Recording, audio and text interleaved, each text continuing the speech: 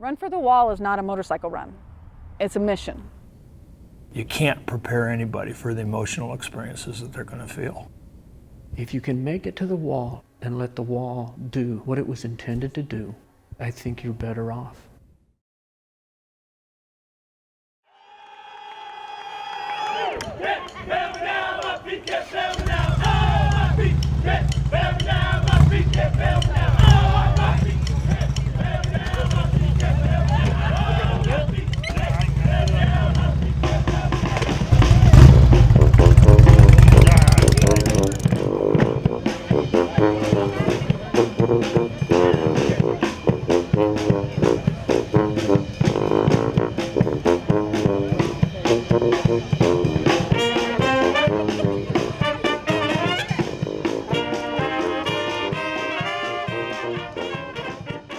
My name is Stan Handley. My road name is Ironfish. I get that from a couple of different directions. I used to be in the Navy. I rode submarines for 21 years.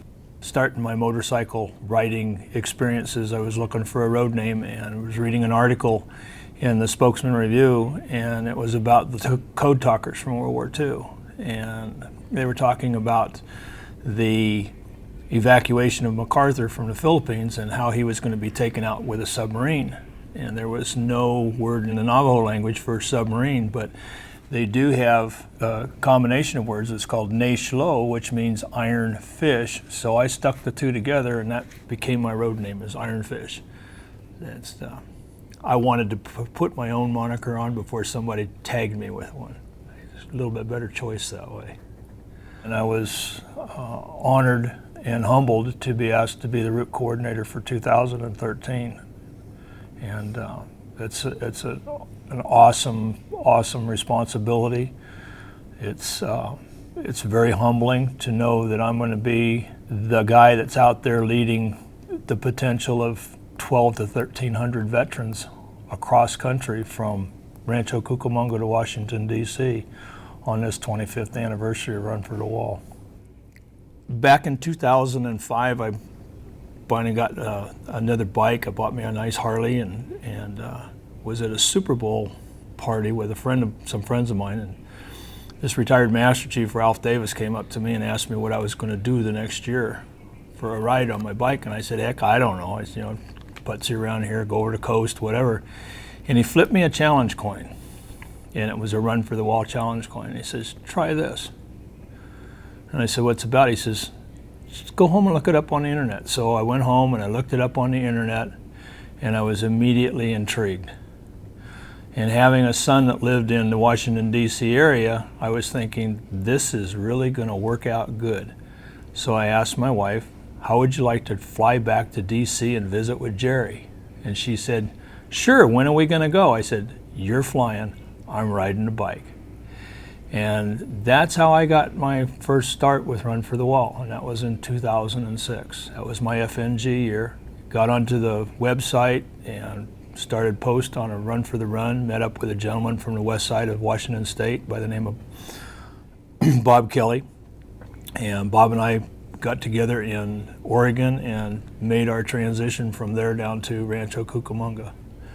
And it was a great ride on the way down, but both of us were overcome with emotion when we pulled into the parking lot at the Hilton and saw all those motorcycles and all of those flags and all of these guys running around, and it was just really an overwhelming experience. And talked to Bob later on that evening when we were in our room, and I said, how'd you feel when you came in? And he says, I couldn't hardly keep the tears that from blinding me. And I said, I had the same problem. And as we progressed through our FNG year, we found out that that was a everyday occurrence, and sometimes 2 to 3 times a day, depending on where you're at and what the particular circumstance was. At the end of the run, when we got to Washington, D.C., I had found out what it meant when they said we came as strangers and we went home as brothers. It's a unique experience. It's a moving experience. On Tuesday morning, there is an organized ride. Group of people get together and they all go to Riverside National Cemetery.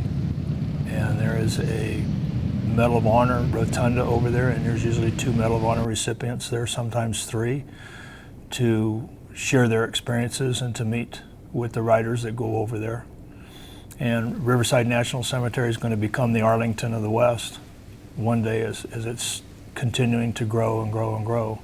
It gives the FNGs a chance to get kind of a little bit of a feeling before they ever get on the road about what it's going to be like when they get to the other end. Terry Braid is my name. This is my first time on the Run to the Wall, hence the FNG patch here. That stands for the first time you've gone on this ride. I'm out of Spokane, Washington. I live in northern Idaho, but just across the state line. Last year at the Harley dealer there, they had a group of people going to Run for the Wall, and they wanted escorts to escort them out of town. So I thought, well, hey, that's a neat deal. I'll do that. So I escorted them out of town. Didn't think much more of it till January this past year. I went to a meeting at the Harley dealer, and they were talking about Run to the Wall for this year, 2013. And I thought that might be a fun deal to do. My brother and I said, okay, that's what we're gonna do. And we checked into it, signed up for it, not quite knowing what we were getting into. You know, anybody could look it up on YouTube. Just put in Run for the Wall and pages will come up. You could see what happens along the way. Of course, seeing a whole town turn out to welcome you, or ceremonial dances by Native Americans in New Mexico, or VFW halls saying, hey, come on in guys, we're gonna feed you for free. Or you go to a VA hospital just to talk to the patients and stuff, you know. You see all that stuff, but I'm sure when you actually experience it, it's gonna be a lot different. My name's Bill Braid. I'm from Spokane, Washington. I didn't serve in Vietnam. I didn't enlist until 1973. I did my 3 years, got out for 14 and a half, and then went back in and finished my 20 as a recruiter. When I went back in, it was like going home. It's unbelievable. It just felt right. It felt comfortable. And coming and talking to these guys, even though I wasn't in Vietnam, I can relate with a lot of these guys. They're close to my age. I'm here for 2 reasons. One, my brother Terry is my best friend. 6 years older than me. He kept leaving to Vietnam. Our older brother is 100% disabled from the Navy. He was in the Gulf of Tonkin on the USS Forrestal, I think in '65, when it caught on fire and killed 134 men on deck. As luck would have it, or as God would have it, he was one of the first ones interviewed and reported back that he was okay. We were very fortunate. We waited a week before we found out. And I'm here for him as well. And he wanted to come. We even talked about him driving a chase vehicle, and then he realized that he physically he couldn't do it. He couldn't do what was taken. So doing this for the oldest brother because he couldn't be here. But this ride so far, we've got about 1,300 miles under our belts, and the camaraderie is just building. It's just like when I went back in the Army after 14 and a half years. It's a brotherhood. It's just great. So I can only imagine the trip from here to the wall. Right now we're at a national cemetery, which is quite impressive. We got to see the Medal of Honor Hall. Has a list of every Medal of Honor recipient there. And now we're down here by the POW MIA section. One of the men that was on the Medal of Honor wall, his son is a sculptor, made the POW sculpture. For years and years, I didn't think much about Vietnam or my military and stuff, although I did retire 20 years active duty in the Army. I didn't think much about POWs. But then about 4 years ago, I'm from Idaho there, we got a kid from Idaho that was captured over in Afghanistan. He's still either a POW or MIA. And so that got me more into thinking about the wars, the prices paid for them and stuff. And now I'm on this ride here, and I think, you know, if I don't get choked up about it, but we'll see how this ride goes. And I think it brings a lot of awareness to a lot of people.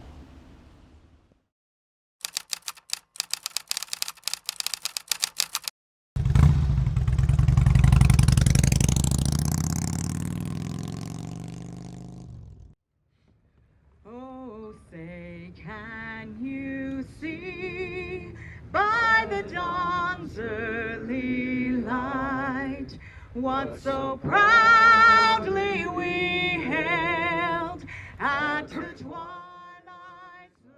The first day we all gather at a place called Victory Garden Mall in Rancho Cucamonga and have a combined aspect of both the central and the southern route are there because we all leave from the same place. And we have a massive morning meeting. We're riding to raise public awareness for POW MIA issues.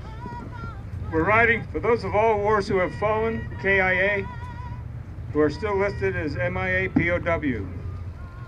We're riding for our brave heroes in countries all around the world, protecting those liberties that we hold dear. And we ride for those who can't. Spangled banner yet wave o'er the land of the free and the home of the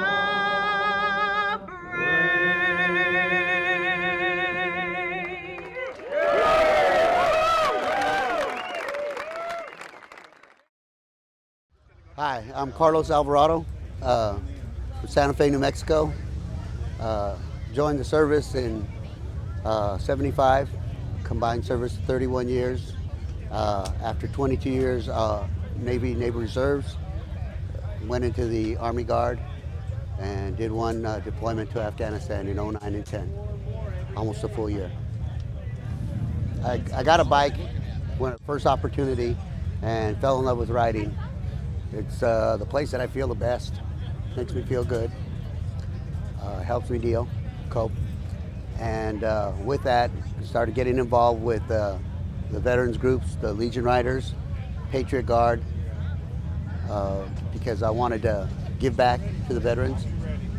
And with that, I heard about it, so I contacted my state coordinator, and about 5-6 months ago, whatever it was, started preparing myself, getting ready. Well, the real neat thing is everybody here is so supportive.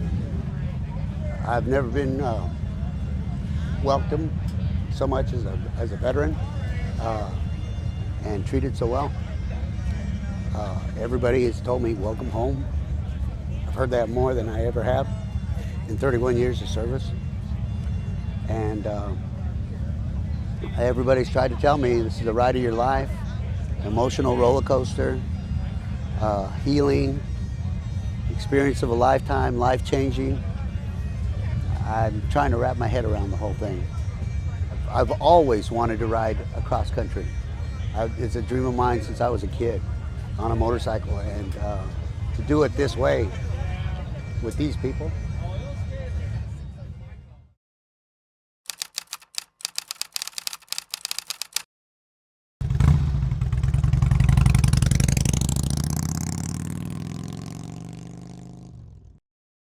The next day was a destination in Gallup, New Mexico.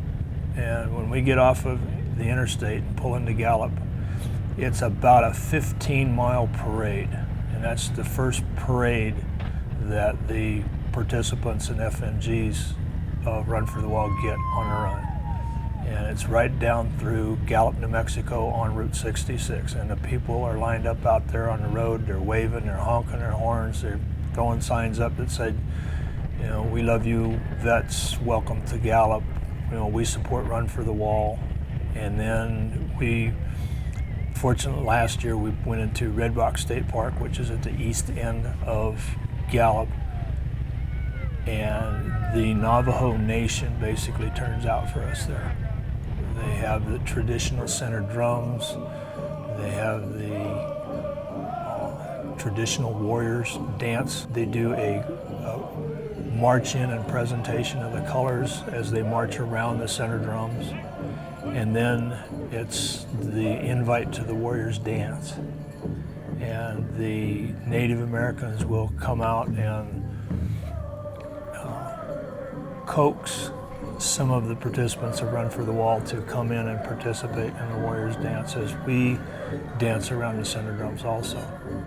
It just gets in your blood. I mean, it's things happen when you're out there. I mean, it's not all the time. It's not a constant thing. I remember my first one when I rode into Gallup, New Mexico. We parked that year we weren't at Red Rocks. We were at the town square, which is a circle in Gallup because Native Americans dance in a circle there. And I pulled up and we'd come through town and we'd come up the hill and made the right turn and they dipped the American flag and come to present arms as we're coming around the corner and everybody's saluting. And I got pretty emotional at that point. And then when I shut the road guards kept saying, bring your bike up closer. We got to pack more bikes in here. Move it up. I said, I can't even see the bike in front of me because the tears are running down my face. When I shut my motorcycle off, I could hear the drums, the Indians, you know, pounding out the rhythm to their dance. And called my wife. I called my wife every time we stopped that run to make sure she knew I was okay. And I called her and I was just sobbing. She says, call me later when you can talk. I have no idea what you're talking about. But it was a pretty neat thing because in Gallup, the Navajo invite us into their circle of dance. Native Americans just don't do that all the time. You see, the American Indians honor their warriors. They celebrate their going into battle and they celebrate their homecoming and they put their warriors on a pedestal. And that's what they do for us when we're there. Hi, this is our second day out. Yesterday morning, we started at Rancho Cucamonga, and we went it was a pretty long ride, about 390 miles the first day. Of course, it wasn't too bad because the temperatures were in the low hundreds, you know, so it isn't like it got hot or anything. But all in all, it was pretty neat. It's interesting isn't even the word, exciting. I think as we go down and see the people on the bridges. That's the first people we saw, people on the bridges, the overpasses as we went by, and they're waving their flags and waving to us. Makes me think of why I'm really here. Usually when I go on a motorcycle ride, it's not about the destination, it's about the journey. And this is a lot about both. The town of Needles went and opened their arms to us. They fed us, had a parade through town. It was pretty neat. Last night we made it to Williams, Arizona. The whole town turned out to welcome us. We made a complete lap through town. We could have been doing this forever because the leader went and ended up with the tail guy, you know, just like a big circle. The American Legion there had just a huge dinner for us. They had white and dark meated turkey and sausage and roast beef and potatoes, and it's just amazing. It fed us really, really well. Very, very kind people. Even when we went to our hotel, the lady that was there asked how our dinner was. She wanted to make sure we were taken care of. I thought that was quite nice of her. And then today, coming into Gallup, the people on the streets for miles and miles, it was great. it made me feel very, very good. It's been a fun journey. I'm looking forward to the rest of it. I wasn't sure how far out the welcoming committee started, but I heard it was about 60 miles out. People from all over the area turned out waving flags. It's hard to describe what it's like going through these towns. It's very emotional, and it reminds you there's a lot of patriotism left in this country. I mean, you don't see it. You don't hear anybody talk about it. But on this ride, that's all you see. Every little town, every medium-sized town, it is pure patriotism. It's really a great feeling.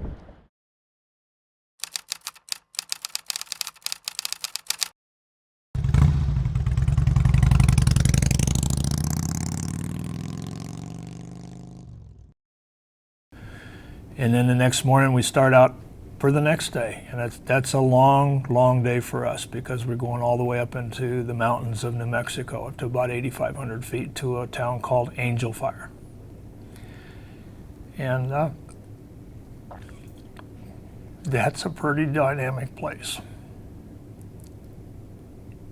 Angel Fire affects most everybody that goes there in a different way. Dr. Westfall, who lost his son in Cantillon, started Angel Fire a number of years ago, and in a tribute to his son, he took dirt from Angel Fire and went to Cantillon, Vietnam, and spread that dirt out, and then picked up dirt from Cantillon and brought it back to Angel Fire and spread it out there, and commenced to build the Vietnam Veterans Memorial at Angel Fire. And of recent, they have started a bricklaying program there where you can purchase a brick with your name or a loved one's name or a buddy's name and the branch of service he was in and the years that he was in the service. And they lined the walk around the Angel Fire Memorial with these bricks. But Angel Fire has a different effect on a lot of people. It's almost the same effect. It's where I say it's the first metamorphosis starts to happen on the run. It was where mine was.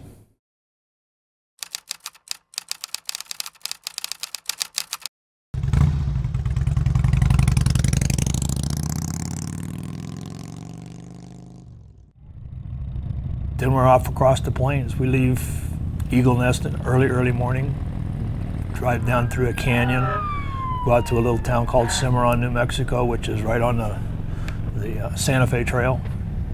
And we go through Cimarron to head out to Raton, New Mexico, once again crossing the Santa Fe Trail a couple of times. We do try to make a little bit of note of that to people that, this is kind of an interesting part because you're going to be going across a piece of history. And then after we leave Raton, New Mexico, which is a fuel stop and a little bit of nourishment, we parade through Raton, New Mexico, go back out onto the Interstate 25 now, heading up toward Colorado, and go over the pass, Raton Pass, and drop down into a little town called Trinidad, Colorado. At Trinidad, Colorado, Raton Pass and Raton are all part of the Santa Fe Trail. We parade down through Trinidad and we head out through grasslands of Colorado and head towards a little town called La Junta, Colorado. And it's a unique little town. It's got a feedlot on one end and a feedlot on the other end and a gas station in the middle. And it's a little bit bigger than that, but that's kind of the node area of the town because it's a railhead for shipping out beef that's been raised in the area. But we have a great contingency of people in Colorado in that area that have taken the time to donate funds, donate food, and donate fuel to us. And then from there, we leave and head towards Goodland, Kansas. And Goodland, Kansas is a relatively new stop on Run for the Wall. We've only been there for about 3 years now. But the town has turned itself inside out for us. They have us come into their used to be National Guard Armory there. The locals have had the high school band comes in and provides entertainment. There's usually a couple of very, very talented young singers that are there singing songs. Most of them are patriotic songs for us. And then the mayor and some of the city council people are there. Really a great time to be with those folks and to experience their show of appreciation to us for what we have done, and yet we are so grateful for them being there and supplying that kind of good time for us, to be able to sit down in a relaxed atmosphere and feeding us a very wonderful meal.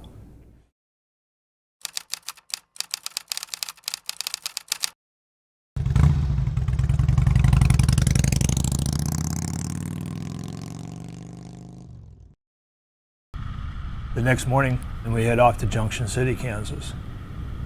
We have a stop in Oakley, Kansas, where we have a lunch and another donated fuel stop for us, which is really great. The town people have a nice park there in Oakley, and it's set up for us to come in and stage our bikes right along on the road there, access to the park, go in and have a nice lunch, relax, and then we leave there and we head on down the road towards Junction City, Kansas. And oh, what a parade that is. We come off of the interstate and we go underneath the freeway and we go around in a roundabout and we head down South Washington Avenue towards a memorial that is set up in the middle of Junction City. And once you make that transition and you kind of get up to the top of the hill, it's a straight shot of about a mile down the road, and it's nothing but flags. People out there waving flags and clapping and whistling and cheering and saluting you as you come into town. And then we have a ceremony there at the memorial for our fallen. And in case most people don't know about it, Junction City is actually the home of Fort Riley, Kansas, and the Big Red One. Those people come out and supply support to us also. Junction's another place that's just really, really unique. It's kind of like the second big parade that you get going into someplace. The transition down the interstate going towards Junction City is so unique because it's a very wide 4-lane, 2 going, 2 coming. And way out before you ever see the first sign that says Junction City, Kansas, you'll see 1 or 2 people on an overpass standing up there with a flag and giving you a salute. Maybe they'll have a banner dropped over the top of the overpass that says, "We support Run for the Wall," or "We love our veterans," or "Welcome home." And as you get closer and closer to Junction, the more and more overpasses you come across, the more and more people are on them, and then pretty soon you see an overpass that's got 2 great big ladder trucks up there with a humongous American flags flying off of it, or an American flag off of one and a POW-MIA flag off of another one. And you get back into that emotional thing again. You know, you're trying to figure out, how am I going to ride my bike down here and continue to do this? Because it's so moving. And it's the parade that the guys that come back from Vietnam never got. And it's a long time coming, but it's their parade. And it's great that they know that there is a grateful nation out there for what they've done. My name is Karen E. Forrester. I'm from Austin, Texas. People call me Hoops. Call me that because I travel with a hula hoop. I've had a great time getting veterans hooping with me, because you can't not smile when you're hooping. I came to Run for the Wall in 2009 for the first time. My father is Captain Ron Forrester, United States Marine Corps, missing in action December 27th, 1972, 1 month to the day before they signed the peace treaty. He was part of Operation Linebacker 2. He was bombardier navigator on an A-6A intruder stationed at Nam Phong, Thailand. They'd gone to take out a bridge. It was a solo mission, so there was no one to see whether or not anyone got out of the plane. There are conflicting reports. And until JPAC is able to go and actually excavate that crash site, we won't have any answers as to whether or not 2 Marines were in that plane when it went down, or if anyone got out. I first became active in the POW-MIA community when I was 14 years old. Maybe those teenage hormones hit, and I was really mad that no one could tell me what happened to my dad, and I decided to get active to do something about it versus just feel sorry for myself. Growing up with this issue has been challenging. When I was 20, Scott Spiker was shot down, and knowing that he had 2 small children and that there was going to be another generation that would have to deal with this, it really changed me. And instead of just looking for my father, it became about all of them. And they all need to come home. There are 1,648 guys still missing from Southeast Asia, and that's 1,648 families who are still waiting to know what happened to their loved one. When I came to Run for the Wall, it was because one of the road guards on the southern route had asked me if he could carry my dad's picture across country. And I, of course, was honored, and I'd never really heard of Run for the Wall before. He called me about a week later and he said, I've been thinking about it. He said, you've got a lot of MIAs and I've got a lot of scoots. How many pictures can you get me? And that was 2009. And that first year I had only gathered 40 pictures and bios of missing in action to be carried across country and left at the wall. I decided I was going to fly out to Rancho Cucamonga and hand deliver the pictures. I wanted to get to meet the writers and say thank you. One of my girlfriends said, don't do that. I said, are you crazy? Of course I'm going to go tell them thank you.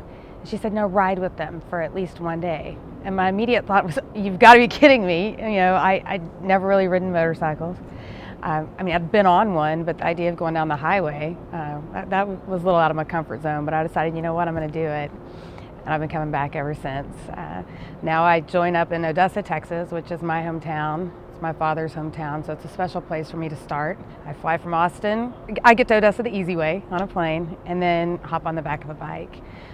So this was my 4th year to get to do that, and it's amazing to be around people who care and show support to family members, because in our day-to-day lives, people don't understand. They look at your bracelet and think maybe you have a medical issue.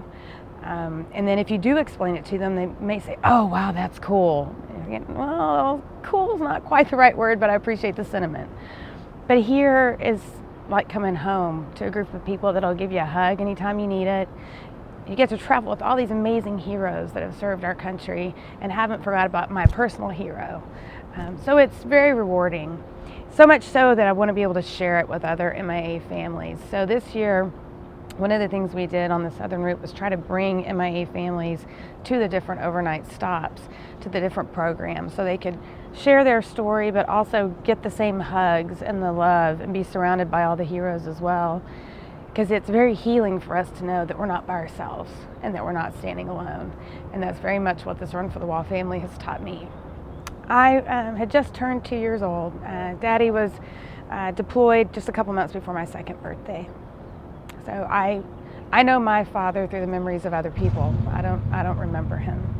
But one of my earliest memories is I used to get in trouble for using the phone in my grandparents' back bedrooms, and at both grandparents' houses too. I'd get in trouble because they'd catch me back there dialing the phone, and who knows who I was reaching with those, you know, that rotary dial in my little fingers.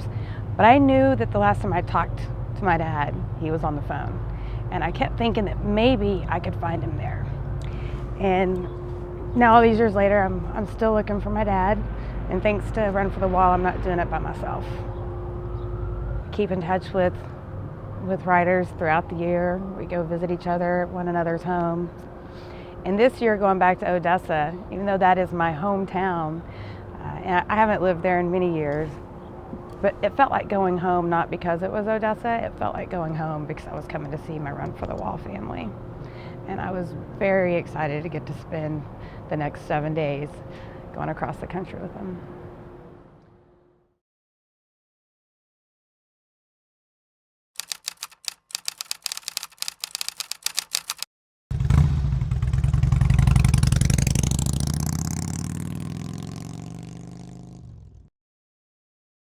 When we leave Junction City, the next morning we're headed off to Wentzville, Missouri.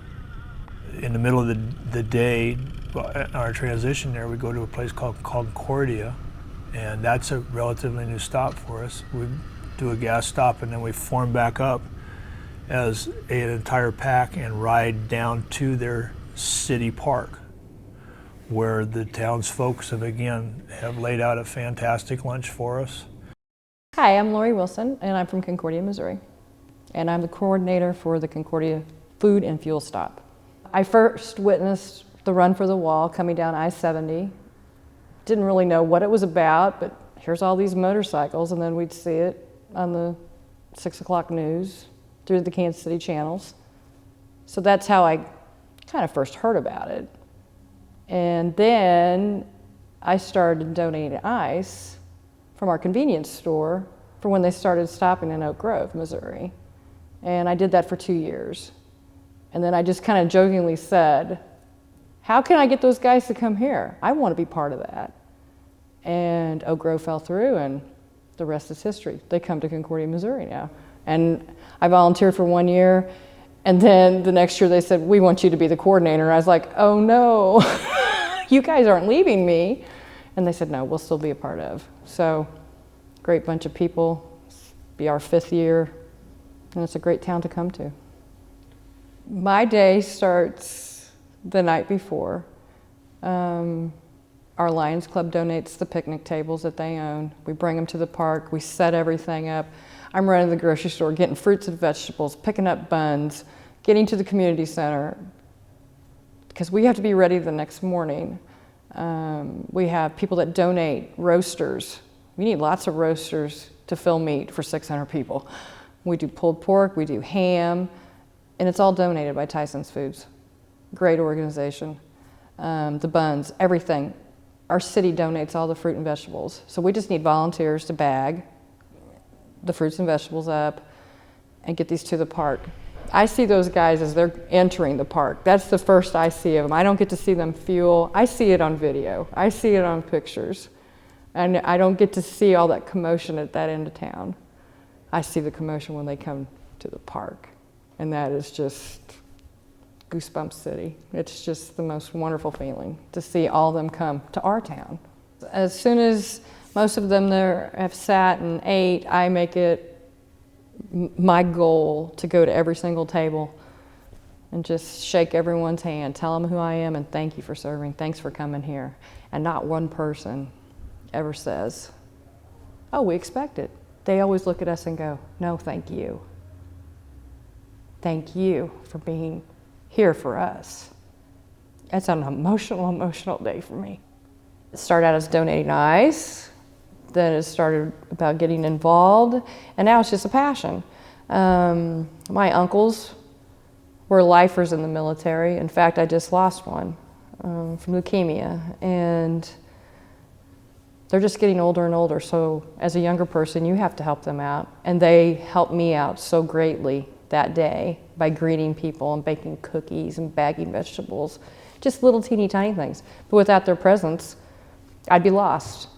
And it's a great vision. Every one of these gentlemen deserved this welcome home. And I was a small child when I remember seeing the airplanes land and these gentlemen kissing the ground. And I remember the people, you know, rioting and picketing, you know, and I didn't understand what that was about. I was too young. But now I get it. They never got the welcome home that they needed. So, welcome to Concordia. Anything else you'd like to add? No, it's just like one of the greatest days of my life every year, so. You can't say enough thank yous for what these people do day in and day out in preparing for us to get there for the hour and a half that we're going to be in town. It's just dynamic that they come out and they do all of this for us, and then we turn around and we leave. And they start getting ready for the next year when we come in. The first year we came out of Concordia, unbeknown to us as we were going into Concordia, going through town, there's some schools along both sides of the road, but they're old Midwest schools. They're just a great big building, and the playgrounds and everything are out in the back, so you don't really recognize them in schools. And as we're coming back out, here's all of these kindergarten through 6th grade kids out there standing on the street, waving flags and cheering and clapping with their teachers and the principals and the administrators as we come back out of town. And again, it's that parade that we didn't have when we came back from Vietnam. And then down the road we go.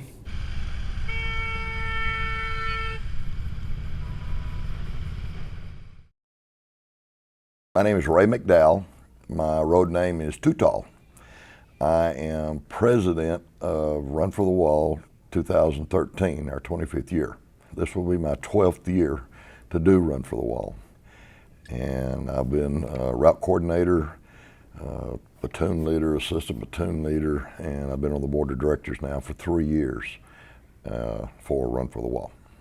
The first year my wife and I did it, we started in Odessa. We've always done the southern route. And we started in Odessa. We didn't go to California and start and come all the way across. We did the run and we were hooked. In Jackson, Mississippi, the Harley dealership has a program. When we first get there, everybody comes in. The Harley dealership has paid for our fuel in the past. When we get in there, the Black Daggers will do a skydive out of helicopters, and it's a jump team. And they come in, pop smoke, and do the whole deal. I mean, it's just awesome. They have a deal there that's called the Trail of Honor, where you walk out of the back of the Harley dealership and there's trees, and there's a trail, and the community, they come in and set all of this up. Other people get to come, but it coincides when we get there. They have every war that the United States has been involved in. As you go around, I mean, you walk through the woods and then you make a circle and then you come back, and it starts with the War of 1812, the Spanish-American War, the Revolutionary War, and they have people dressed in that time period in their regular dress. And it goes, you know, World War I, II, Vietnam, and the present, Iraqi and Afghanistan. And it's quite a deal to see that.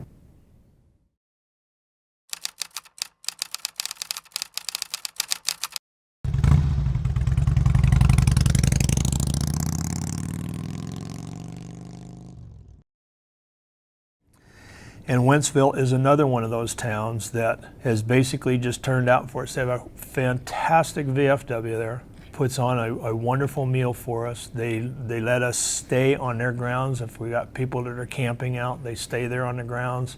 They have restroom facilities and shower facilities available. They provide us with a great meal at night, another great meal in the morning. With our buddies beside us, we stood brave and tall. We are making the run for the wall. Though we suffered so much, we find healing today. We will rev up our Harleys and ride from L.A. to D.C. Look up names that we know, stand and fall. We are making the run for the wall. May our sons and our daughters in this our fair land have the wisdom for peace, have the courage to stand for our country and fight if they must, lest she fall. We are making the run, we are making the run, we are making the run for the wall. Thank you very much.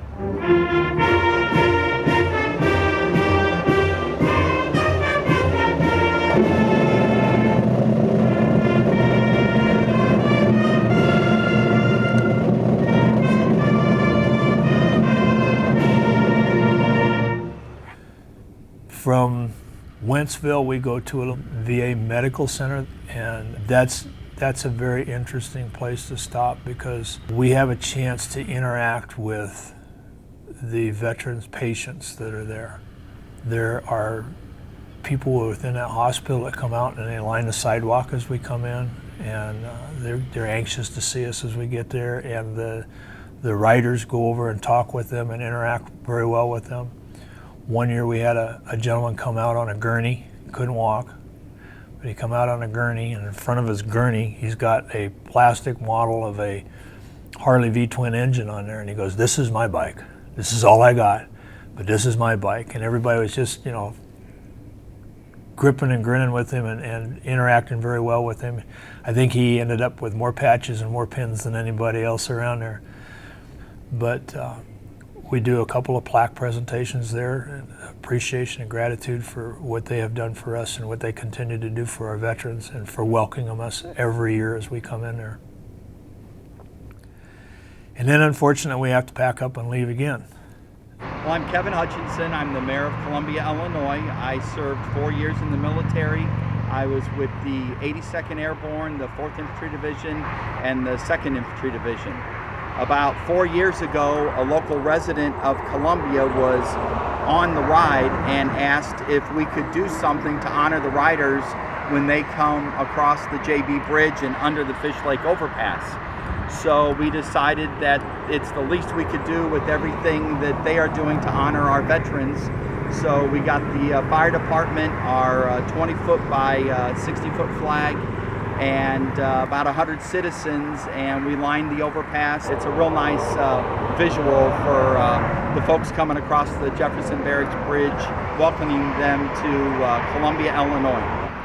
I think it's important to educate and to make it very aware. These are the men and women that made our nation what it is, and that's why we're a free country today. What day is it? I think it's the 7th day. Well, for me, it's day 10, left on the 11th from home. So they're kind of running together. A lot of different experiences. Really cool to see all the people supporting us, like on the overpasses. That is so neat. Just watching everybody, one who were headed for Junction City, we were getting rained and hailed on, and there was one guy on the bridge standing there by himself, and I was actually behind the pack, and he stayed at attention saluting till everybody passed. It was incredible. It was incredible, the support that I've seen. Well, I got to do Missing Man through my home in Albuquerque and Santa Fe from Route 66 to Camel Rock. I was writing that Missing Man formation for a lot of people. Our assistant state coordinator lost his daughter. Her road name was Skittles. I was doing it for her. I have a brother that went to Vietnam. He came home, but never came home. All the people that I've served with in 31 years, and everybody that served before us. My brothers and my sisters. Since I talked to you guys last, I started as a volunteer in the staging crew. We get to the stops first. We ride as a single platoon, and we get there and we stage everybody, hence the name, in place so that they've got someplace to go and be organized every time we make a stop, whether it be lunch, some of the places that we stopped at, to visit, or just for gas. I myself had a couple of mechanical issues, had to replace tires, picked up something in the road, had a stripped shifter. So I fell out a couple of times, but I keep going, I keep coming back. I haven't given up, I'm not giving up. Do you still have that piece with you that was in your tire?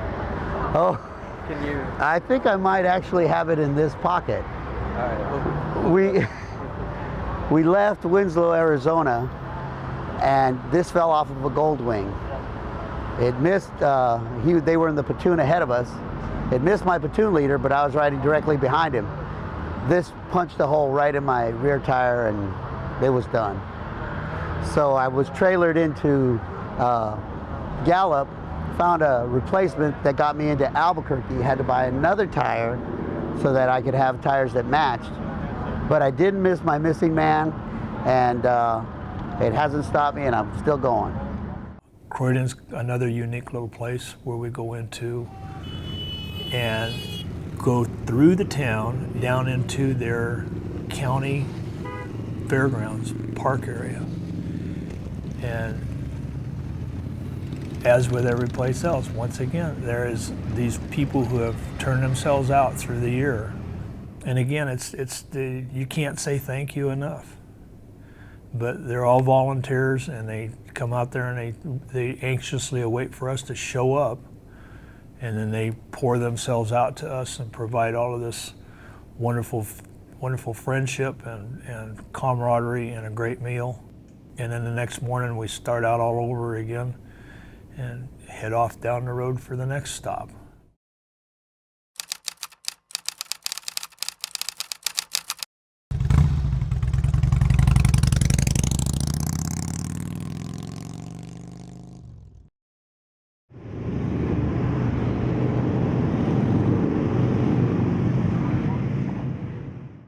We make a visit to the Kentucky State Vietnam Veterans Memorial there, which is another very, very unique memorial to those who have given their lives for our country when they were in Vietnam.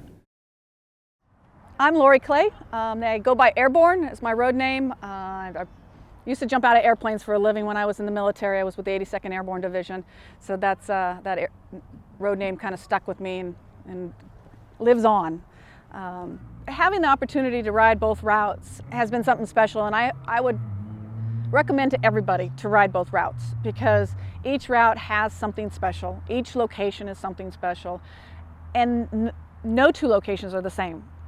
On the central route is the Kentucky Vietnam Veterans Memorial. Whether you're on the central route, southern route, or just coming home, I would recommend stopping at this memorial. It is amazing. It is a sundial, a huge sundial, and within the sundial face is the names of the individuals in Kentucky from Vietnam that died. And that sundial, that shadow hits that name at the time of the day of death. And to be able to stand on the sundial and look at the dial and see where the shadow hits is hard to express. There is so much emotion that goes on that you'll have to experience it. That's all I can say. Well, to all of you people, I'd like to introduce my wife, Laura. She's flown into the United States to join me on the Run for the Wall. And I'm so glad she came. She joined me in Wentzville, flew into a thunderstorm and had a lot of delays, but finally she made it. And this is now the second day that she's riding with me on a motorcycle to DC. So far we visited 2 veteran hospitals. I must say that was an incredible visit. These people are truly what this run is all about, because these guys are still here, but they can't go. And we can. So I'm very pleased and honored to have met them. And they were actually really looking forward in meeting us, and they opened up to us wonderfully. And we had a wonderful stay there. Yes, it was great. It was great talking to those people, and yeah, really, the run is great, and the hospitality and people waving and cheering, and it's just heartwarming. Our friend described this last year as a hard, grueling ride, but an incredible journey, and it truly is. It is harsh and it is intense, but it is also incredible because of all the people we've met.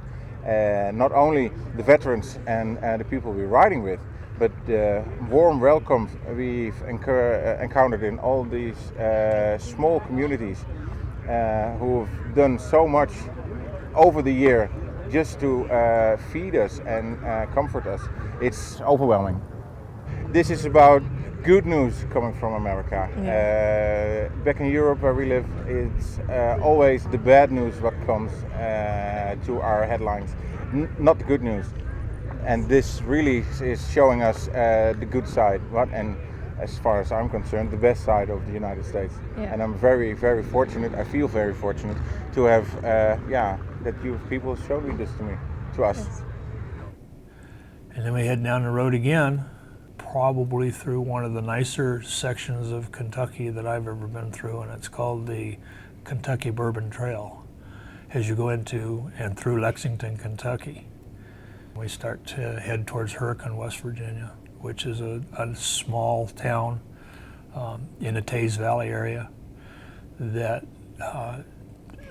once again, the town turns out for you. It continues to amaze me as each year goes by is the number of people that continue to come back year after year after year and supply to us such welcomeness, open arms, food, fuel, places to sleep. It's just great. Okay, my name is Roger Hageman. I am from Fort Collins, Colorado, and I'm part of Run for the Wall. I've been on the Run for the Wall since 2006. This will be my 8th year. I started out as assistant platoon leader, then a platoon leader for several years, and the last 2 years I have been leader of the ambassador team. And that's just a phenomenal thing that I get to do. It's a privilege. When I first started on the run, I would see the people on the overpasses, and I thought, that is so precious that those people would come out and say howdy to us and give us their support. And I always wanted to find a way that we could thank them. And this when the ambassador team came up to be able to do that, that was a perfect job for me. So as our team, we go up on the overpasses, we go into schools, we go wherever we can to thank people for coming out and supporting Run for the Wall. It's a fantastic job to be able to do. Our first year, which was last year, 2012, the first overpass out of Rancho Cucamonga, we all went up there because it was all new to us, and we went up there on that overpass, and there were probably 10 or 15 people on that overpass, and they were scurrying about because we go ahead of the pack, and they were trying to get everything ready so they'd be ready when the pack came.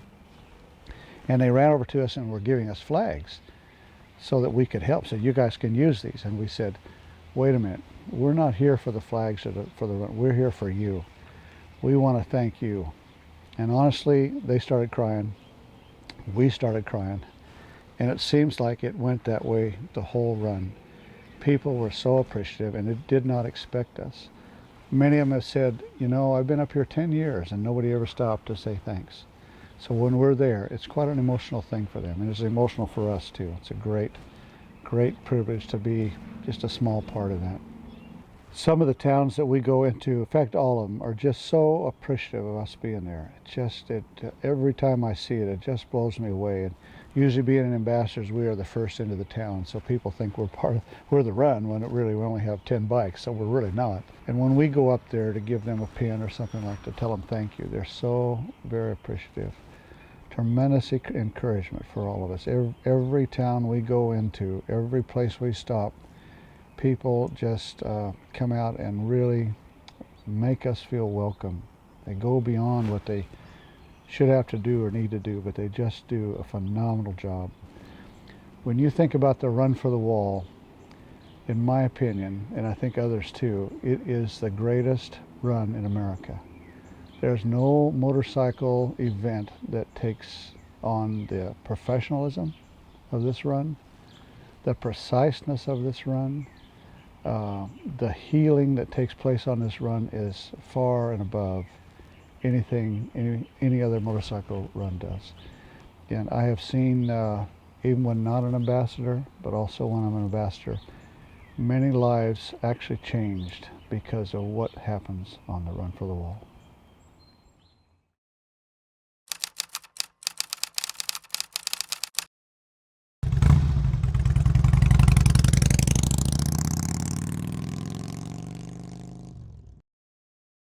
We make a short run from Hurricane, West Virginia, way over to the state capital at Charleston, West Virginia. And I think we're the only motorcycle group in existence that can ride into the state capitol and occupy their entire grounds where it's not supposed to be occupied. We go right around a big bricked in area there right at the Capitol steps. and we park our bikes in there. And then we go over to the West Virginia State Memorial, have a ceremony there. We have had the opportunity on numerous occasions to have been in the presence of Medal of Honor recipients who have come out to talk with us and talk to us. The mayor, the governor of the state is also there. A number of people who work in the facility come out and meet us. And then comes the trek when we leave there to go up through the mountains, the coal communities of West Virginia, to a little town called Raynell. So as we rode across that first year, somewhere out in the middle of Kentucky and going into West Virginia, we met up with a group out there, the Kentucky guys, and a guy named Greasy Belcher. And Greasy, you know, he's still there today, still helping run for the wall, still supporting us. He gets us over to West Virginia and we stop. And we're in a service station in the rain, and this Department of Transportation official is there, and he goes, you have to go down the West Virginia Turnpike. You're gonna pay at every single toll booth, every single rider. And I think there's 4 toll booths, if I'm not mistaken. I said, look, sir, you know, in Kansas, we went around the toll booth. They had a special thing, keep us moving. And then Abeta, Kansas helped pay for the toll.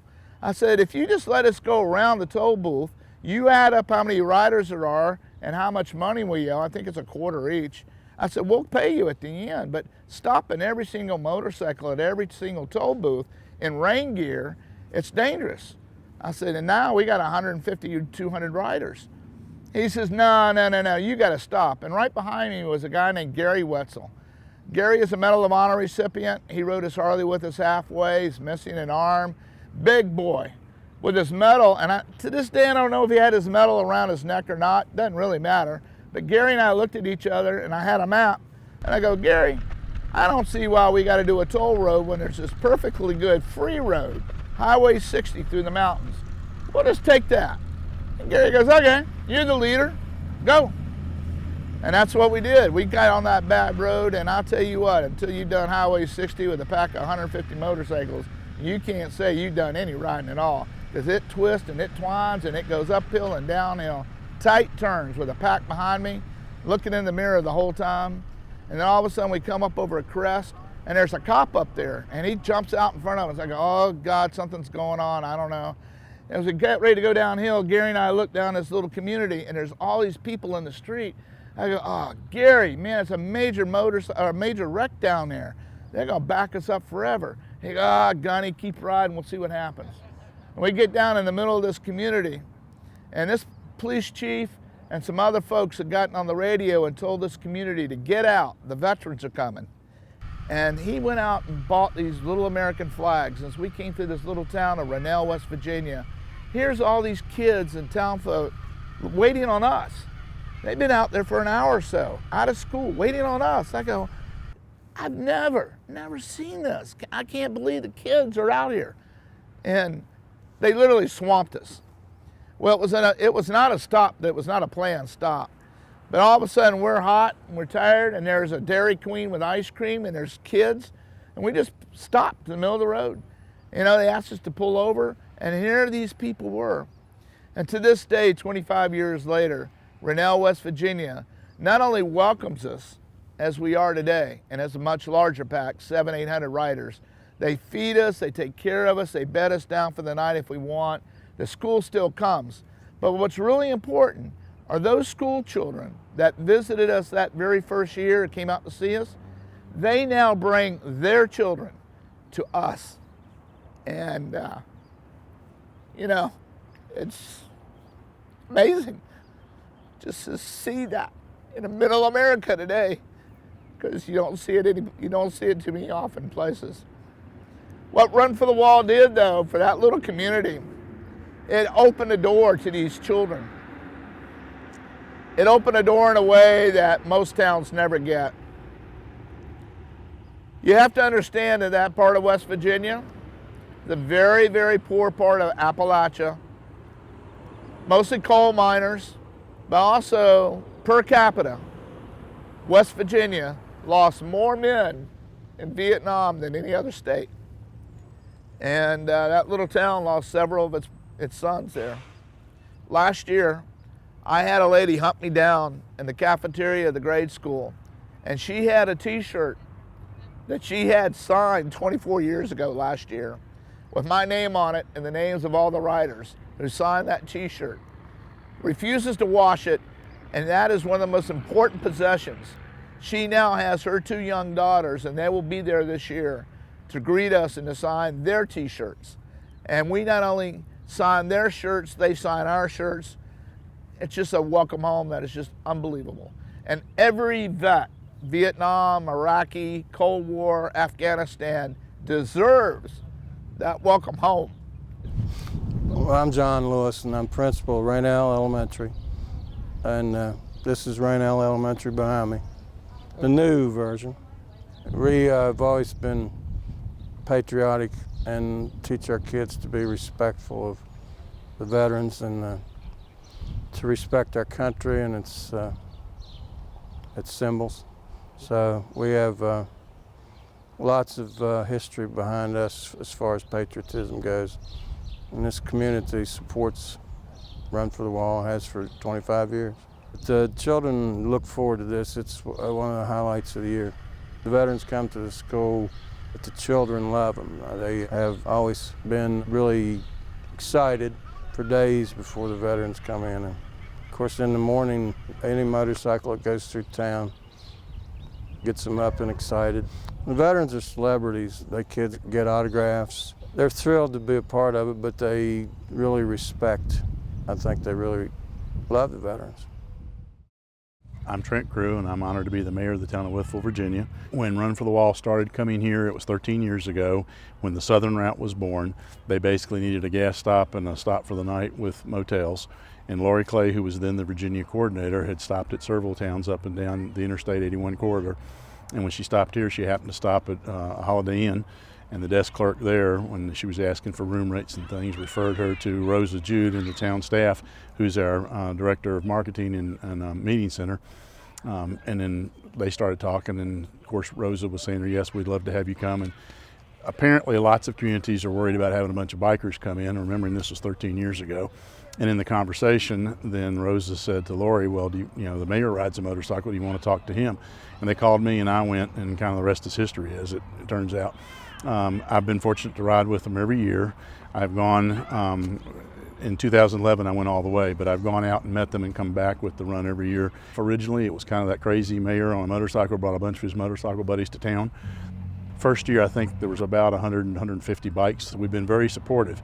This is a very special town, and it's way beyond being that crazy mayor and a bunch of his motorcycle buddies now. When we run in off the interstate, and you see people basically for about 2 miles lined up just shouting and yelling, waving American flags as the bikes come in. And then when we leave the next day, it's the same thing on the way out of town. There are a number of organizations that have stepped up. The Moose Lodge here gives a steak dinner every year when the ride comes through. You know, the numbers change every time we stop. Somebody adds or drops off, and you wonder how many they have to fix supper for. Somehow they've never run out. They always pull it off and get it done. Harley Davidson shop here brings in extra staff, and they stay open all night if need be. 2069 in Dublin with the Volvo plant. They make the trucks, they come here. They're here lots of times during the year, but they unveil those trucks and show them to the public in this park on Wednesday afternoon when the run comes into the town of Wytheville. It's the first place they're publicly displayed. Hey, I'm Mark Peterson, and I proudly serve the United Auto Workers as chairman of Local 2069's Veterans Committee. And we proudly build the Volvo USA-made truck just down the road about 30 miles in Dublin, Virginia. We became involved with Run for the Wall about 13 years ago when they started coming to Wytheville. And ever since then, it's been a blessing, an educational experience, and an emotional experience. And it's a wonderful time of year when they come to Wytheville, and when Memorial Day comes upon us, we look forward to Run for the Wall. We appreciate the job that Wytheville's done, so we want to thank Mayor Trent Crew and the town of Wytheville for their support in this. We build the Volvo trucks in Dublin, Virginia. For the past 22 years, we've been having our own Run to the Wall. I guess for the past 12 years, we've been able to design these trucks to this extent, and we use an artist, Brad Walker, in Washington State. And through him and I, and a lot of emails and pictures and conversations, We try to come up with a theme that is thought-provocative, educational, and it has some healing aspect to it. It's not a running billboard for us or for our company. It's for veterans, it's for the military, and it's for their families. It's for the POWs and the MIAs. It's for every branch of service. It's for every patriot. And we hope that something of importance is taken from it each year. I'm really proud and I've had great opportunity to ride all across the United States and you name it, just about everywhere. And I always look on the internet and I find veterans memorials and veteran related things out there to go visit. And it puts a thought in my mind of how we want to design the year's coming trucks. We're always looking for something, again, that's going to educate somebody, it's going to open their eyes and maybe have them scratch their head, and it's going to have some healing measure to it. That's the most important thing, is to help in any kind of way, help provide some healing. I'm Kimberly Ingo. I'm principal at Spiller Elementary in Wythe County, Virginia. I've been a part of this program actually for 13 years. I was a teacher, a 4th grade teacher in the building just behind this area here, and heard the cyclists coming in and was interested and brought my children out. And I think that's kind of how it started for Spiller. And I asked the principal's permission to be able to bring my class out the next morning, and we did. We had a small group and brought out cards to the riders out that morning, and we kind of tied it into our lesson very quickly. We involve our faculty, our staff, our cafeteria staff, our music teacher, our art teacher, and all of our students. In the past 3 years, we've actually started a morning breakfast the morning that they arrive, and that has really been a fun treat. We've involved more parents that way, and having the riders actually to come visit our school in the morning has been a wonderful new thing for us. Run for the Wall has had a huge impact on me personally. I had the opportunity as a parent to go with students who had participated in Run for the Wall to actually take a trip to D.C. I remember as we were approaching the wall, there was a group of kids that I was with, 6th graders at the time, turned around and looked at me and said, "Miss Ingo, I got it." And I said, "What do you mean you got it?" "That's the wall. That's the wall. That's what we talk about." And I'm sorry I'm emotional about that, but it was monumental for me that I finally got to bring full circle the learning lessons that we do at the elementary level, and to follow it at a 6th grade level the next year was pretty amazing for me personally, and not only as a parent but as an administrator. And I'm very proud of our faculty and staff and our community for instilling some of the values that Run for the Wall brings to Whiffle. Well, my name is Kaylee Ingo, and I'm a student at Scott Memorial Middle School, and I'm an 8th grader. And I have done Run for the Wall since I was in kindergarten at Spiller Elementary. And I can just remember from day one when we all got close to getting into May, we'd make cards and everything to give to the bike riders so they could take up to the wall. And then the day when it all came, we were all excited in our red, white, and blue, and we'd all come down in lines and walk across the street. And we'd see all the bikers and all the bikes just sitting around the track and just amazed. And then when it got time for dismissal, we'd get up in the stands and we'd all sit together and start chanting USA and everything just as a send-off. In my last year of elementary school in 5th grade, I actually got to stand up and read a poem called The Missing Man in front of everyone here. And it was quite an experience to get in front of all those bikers and stand there and read a poem about a soldier who had lost his life. Just to see all the emotions through everyone and how it touched everyone's heart, just to know that there are people every day that are dying just for our freedom so that we can do the things that we want to do every day. Hi, my name is Julie Vinage. I'm from St. Louis, Missouri. Behind us is Fallen Heroes Dream Ride. This is a moving memorial to honor our youngest son, Lance Corporal Philip Vinage. Lance Corporal Philip Vinage was an amazing young man. 9/11 happened, he was 10 years old, and he came to his father and I, and at that time he told us he wanted to go into the military because he wanted to get the bad guy. He actually wanted to be sworn in on 9/11/09. Philip was deployed They were on their first mission. It was October 13, 2010. He was the driver of an MATV, and they were hit by a remote IED. It was approximately 100 to 120 pound bomb, and it destroyed the vehicle. All 4 of them were instantly killed. They received 25 KIAs on their 7-month deployment, 200 wounded, and experienced over 900 IEDs. And this was out of approximately 800 men. Philip always wanted an old Chevy pickup, and we were never able to find one that he and his dad could agree on. About 2 weeks after Philip was killed, it was approximately 40 miles away from our home, we found a 51 Chevy pickup, and it had 28,000 original miles on it. If you ask any of the family, we'll say that Philip found it for us. It took 18 months. We totally restored the vehicle. We had an airbrush artist come out, and it took him 6 weeks. He goes by Harry for Harry Did It. He lives in Indiana, and he created this rolling memorial behind us. On the hood, you have the portrait of Philip. Behind Philip is the Eagle Globe and Anchor, and then the American flag. The front corner of the driver's side has the 3-5 emblem. Then you go to the destroyed vehicle. On the driver's door, you have the 4 men that were in the vehicle.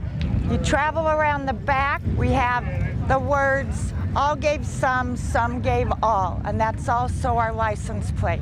If you travel on the passenger side, you start with the Patriot Guard Riders, and we were not familiar with the Patriot Guard Riders until we lost our son.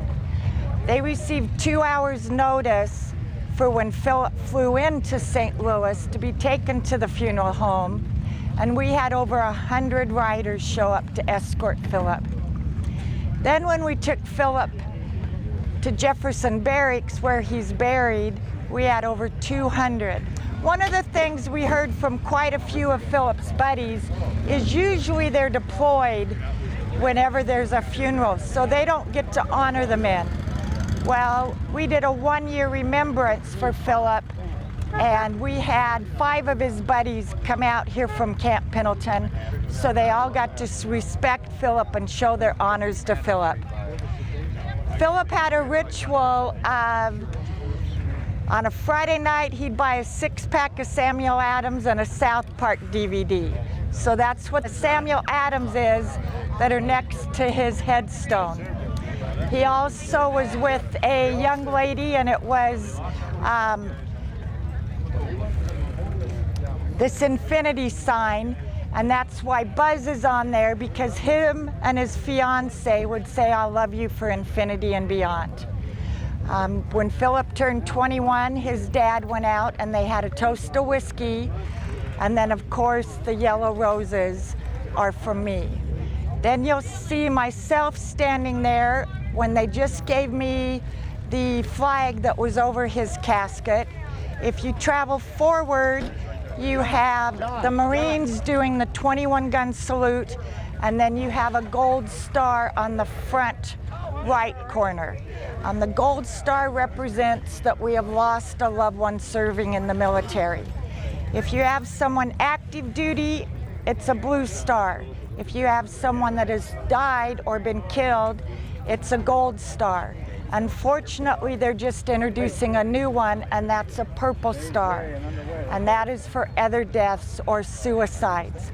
Right now, we are at 22 suicides per day amongst veterans. Also, if you look at the back window of the cab, you'll see a Marine standing there guarding the gates of heaven. Then you'll see the 25 names, and those are the 25 men that were killed on Philip's deployment.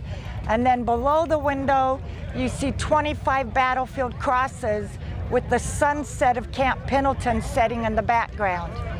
And we honored Philip, all of 3-5 honored the men at Camp Pendleton when the battalion got back. Thank you for letting me share, Philip. It's Fallen Heroes Dream Ride. We started in St. Louis, Missouri. We're going to Washington, D.C. We actually get to be part of Rolling Thunder on Sunday. We will have the truck displayed the whole day at the Marine Corps Museum on Saturday. And then we are going to be driving the truck and participating in the National Parade on Monday. Thank you.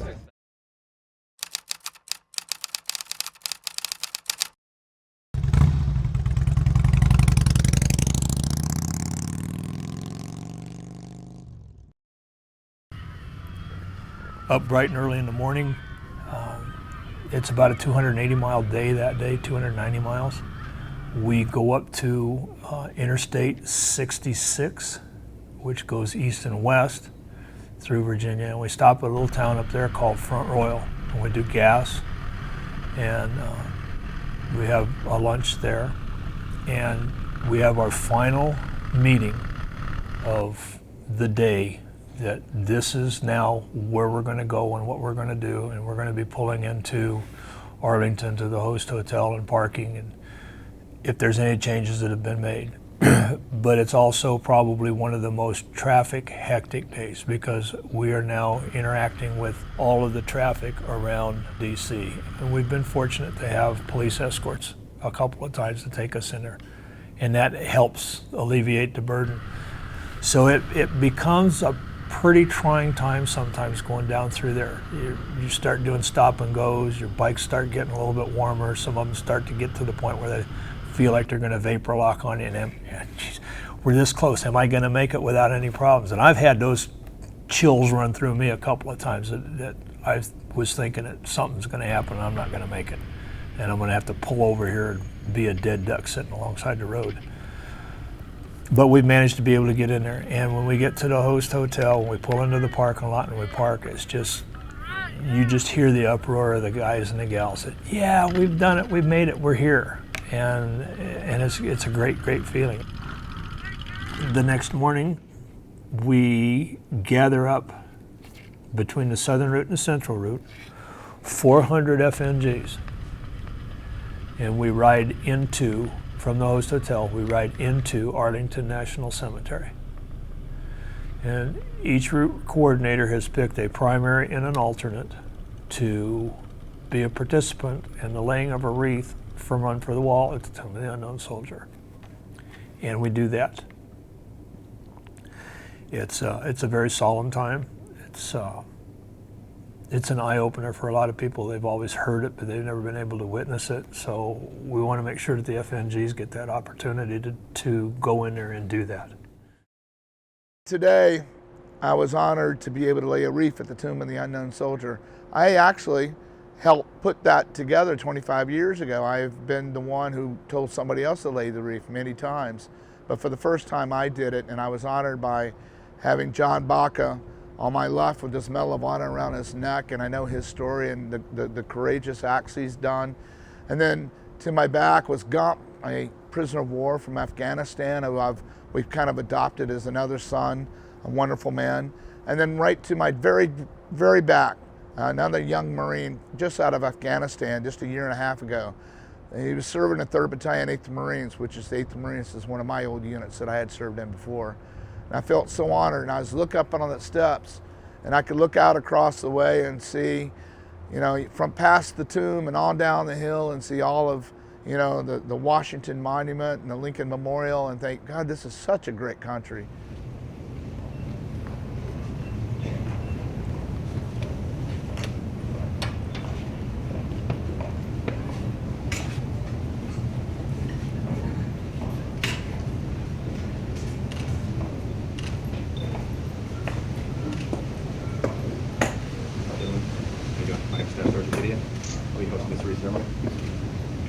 I know you've already been briefed on how this is supposed to work. I'm going to give you another talk through just to make sure we're on the same page, okay?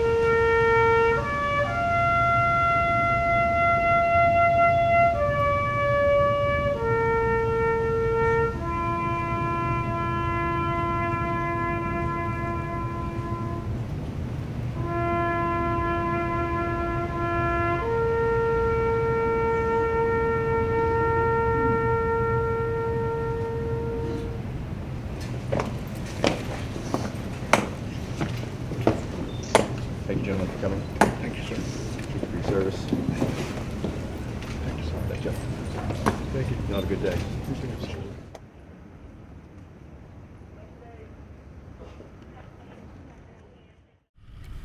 From Arlington and Atum, we migrate over to the Lincoln Memorial, and at 1 o'clock we have a group photo with the southern route and the central route all together on the steps of the Lincoln Memorial. And we have a great big massive entourage of people there and we get our picture taken. And then the route coordinators, predominantly the route coordinators, get together and they migrate over to the Vietnam Memorial, which is about 150 yards away. And they go down to the apex of the wall and they will place a mission complete plaque there. And the rest of the group is basically do what you want to for the day, but a number of us go over there and pay our respects to our fallen brothers. And there's a number of guys that migrate down to the wall. They want to have their solitude. Apologies. Goodbyes, I'm back. Some of them take gifts down and leave them at the wall. Flags, vests, 6 packs of beer, bottle of scotch. Notably, somebody left a motorcycle there one year.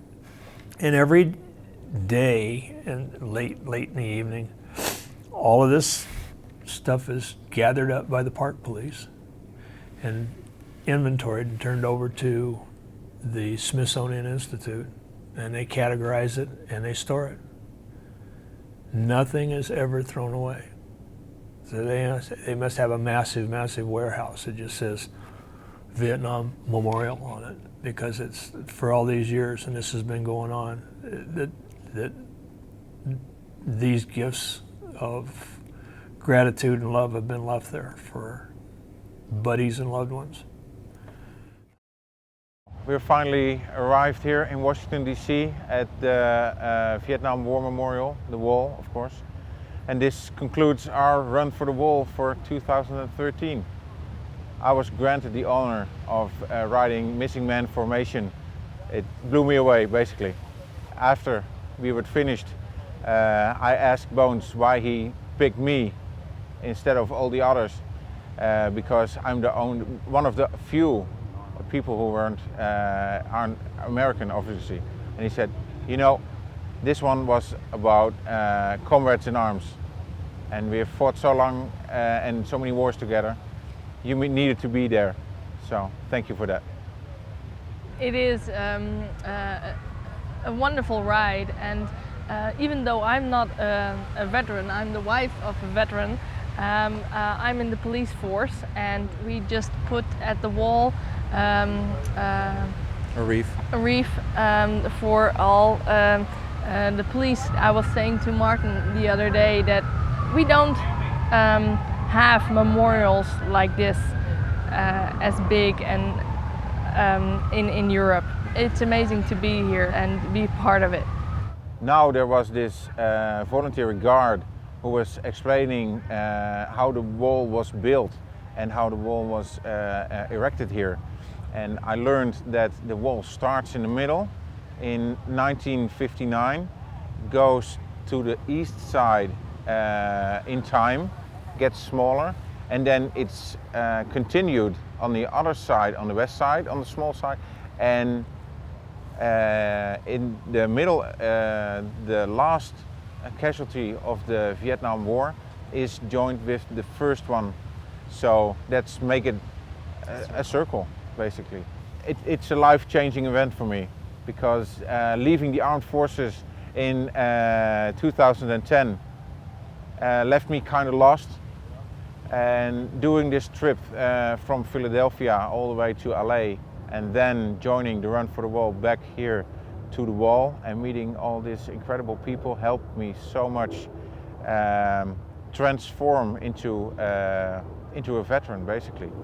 That's what this run has done for me.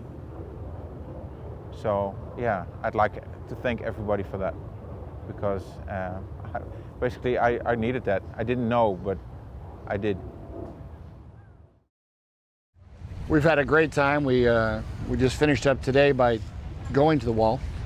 It's been a great trip. 10 days on the road with some fantastic people. Some great experiences. Really enjoyed the towns we went to and the people we saw. We went through American towns. We got to see the people in small towns, and they opened their hearts to us. It was wonderful. Something I wanted to say, I should have said a week ago. On our first day out, we stayed at Williams, Arizona that night, and a friend of mine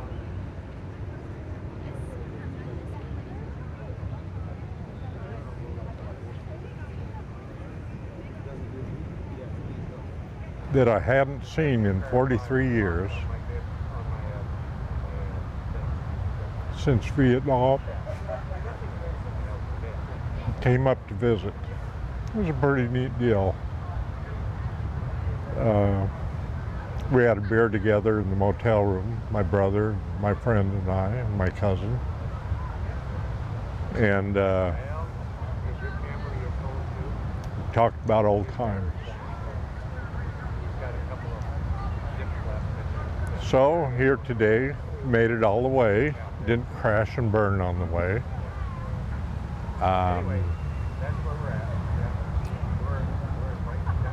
I told him I would look up some friends on the wall. I attempted to do that.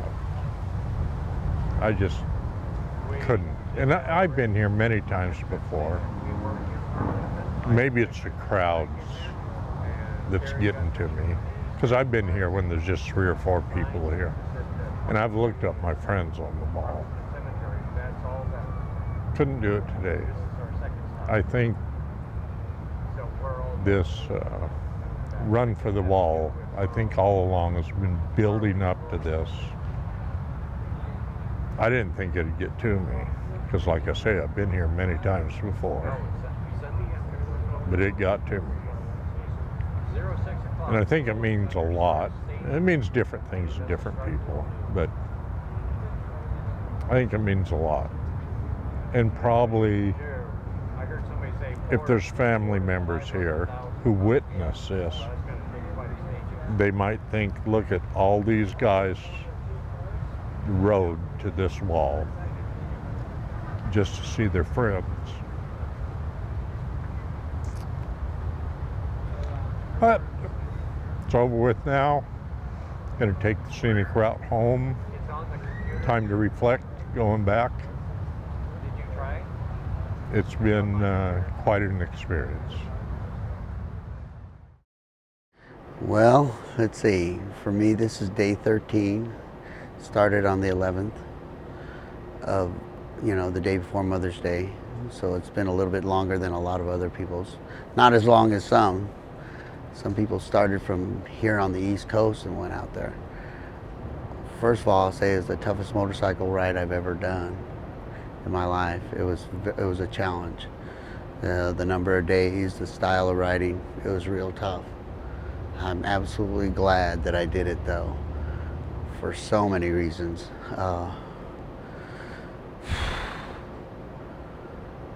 People I've met, just some incredible people. You know, everybody's so supportive. I had a lot of reasons for doing it. Skittles, Billy Joe was one. When people found out that I was coming on the run and going to the wall, I actually had people asking me to scratch the name of a family member that, you know, is on the wall. And when I offered to do that, I mean, it just meant so much to them. The culmination of going to Arlington and seeing John Baca lay the wreath, to see the soldiers that have the highest honor of being, you know, the honor guard for the unknown soldier. To see that, you know, Arlington and that hallowed ground.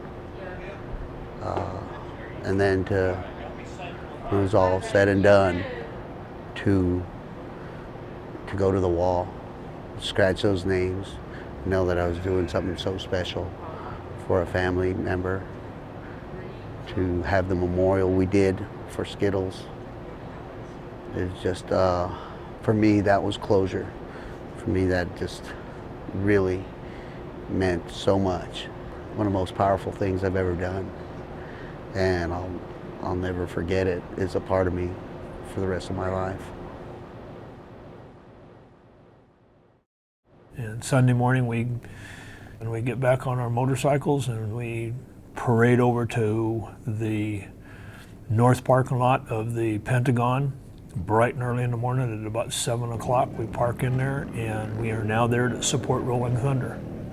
And we participate in the Rolling Thunder parade demonstration, which again is an issue of we have POWs and we have MIAs and we want an accounting for them.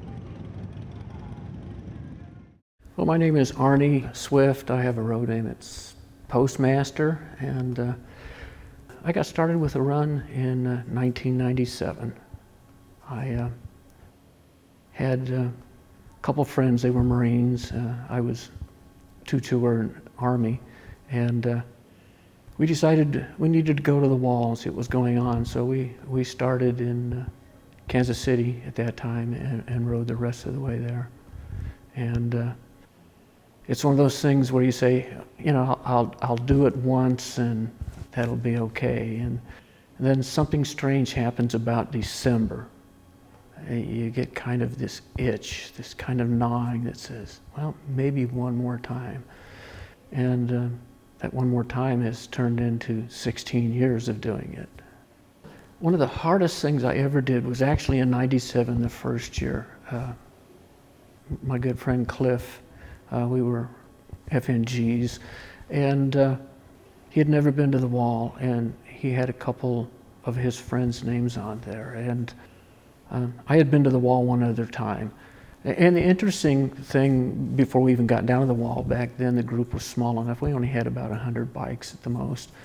The park ranger made a comment. She says, how many of you have never been to the wall? And surprisingly, over half the people raised their hands. And she said, there's only two reasons why you've never been here. One, you've never had the money or the time. But she said the biggest reason is you're terrified of the wall and what it represents. And, years later, I understand what she was talking about. But I took my friend down. We were coming in from the west side, and he just stopped. He couldn't move. And I probably held him in my arms while he bawled for at least 30 minutes. I told him, I said, okay, let's go visit Abe for a while and take our time. And it took over 2.5 hours to get him down to the wall. And I've seen time and time again friends get down to the wall and just sit there and bawl. And The one thing that keeps coming across more than anything is the survivor guilt. You know, why are all my buddies on this wall, and why did I make it? And I don't know that you ever get rid of that feeling. And the wall beckons that feeling every time you go there. Nobody knows how they're going to react in certain situations. None of us knew how we were going to react in combat, you know. I'm thankful I didn't have to squeeze a trigger or any of that. But at the same time, I was also the guy that had to write the letters home. And to me, that was just about as bad. But to me, to not go to the wall, especially if you're a Vietnam veteran, I think you really do yourself a disservice. Yes, it's a wall with 58,000 plus names on it. But like so many of us who have made that journey have found, there is an incredible amount of healing at that wall. I'm amazed at some of the things that people leave there. You know, they've left motorcycles, they've left parts of helicopters. I had somebody leave 2 bottles of beer, one open and one closed, and somebody made the comment, why would they do that? That's disrespectful. And I said, no, that's actually the highest honor they can give, because they're sharing it with that person's name on the wall. And, you know, for me, most of the people that I dealt with in Vietnam, I don't remember their names. Kind of like being a biker, everybody's got road names, and we gave people nicknames because you wanted to be close enough because you depended on them, but you didn't want to get so close that if you lost them. And I think what happens on the run, especially if you're able to go all the way from Rancho to Washington, D.C., you can sit down and talk with brothers and sisters who have been there. And they can help you work through things. You know, the issue of PTSD. I have bunked with some people that have PTSD so bad that I'm scared of them. But you know what? It's about making that journey and working through that, because it's only in the sharing, it's only in the dealing with the issue that we can help them. You know, I'm sure that most people were like me when we came back. You know, you talk to a few people and pretty soon they don't want to talk to you, so you shut up, you quit talking about it, you bottle it all in. All that does is fester and fester, and pretty soon you become bitter. And somewhere along the line you have to forgive, you have to forget, and you have to move on.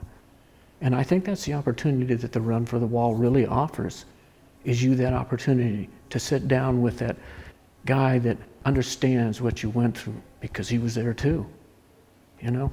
And I think the journey to the wall, if you can make it all the way through, and make it through the VA hospital stops, the evening with the Navajo Indians, Rennell, the beautiful Kentucky Memorial, if you can make it to the wall and let the wall do what it was intended to do, I think you're better off. It's very emotional, it's very moving, it's a life-changing experience to go on Run for the Wall. And I would recommend any veteran or anybody who has a true patriotic heart to make this run at least once in their life, whether it be on a motorcycle, a trike, or in a car or a pickup truck. Last year we had a woman that did it on a Vespa all the way from California to D.C.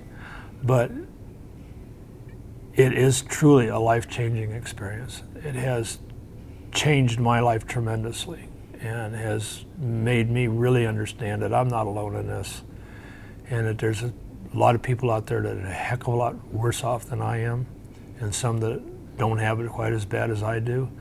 But everybody can benefit from this run and the emotional healing that you can get from it. No matter what your situation is, you can definitely get a benefit from it. We have 2 routes, but we have one mission. And that one mission is to promote the healing of all veterans, no matter what era, and to let them be able to make a transition from California to Washington, D.C. with a family that understands where they're at, what they've gone through, to let them know that they're not in this alone, and hopefully be able to return back home to a new life and a new beginning with a better understanding, and being able to hopefully explain that to their families so that they understand. We still want an accounting for our POWs. We still want an accounting for our MIAs. We honor those people who have served and who have given their lives for our country, our KIAs. And we support our military throughout the world in the mission that they're doing today. To the Army, the Navy, the Air Force, Marines. We were young, we were tough, we were ready for hell. We are making the run for the wall. Oh, say, can you see by the dawn's early light what so proudly we hailed at the twilight's last gleaming, whose broad stripes and bright stars through the perilous fight o'er the ramparts we watched were so gallantly streaming, and the rocket's red glare of bombs bursting in air gave proof through the night that our flag was still there. Oh, say does that star-spangled banner yet wave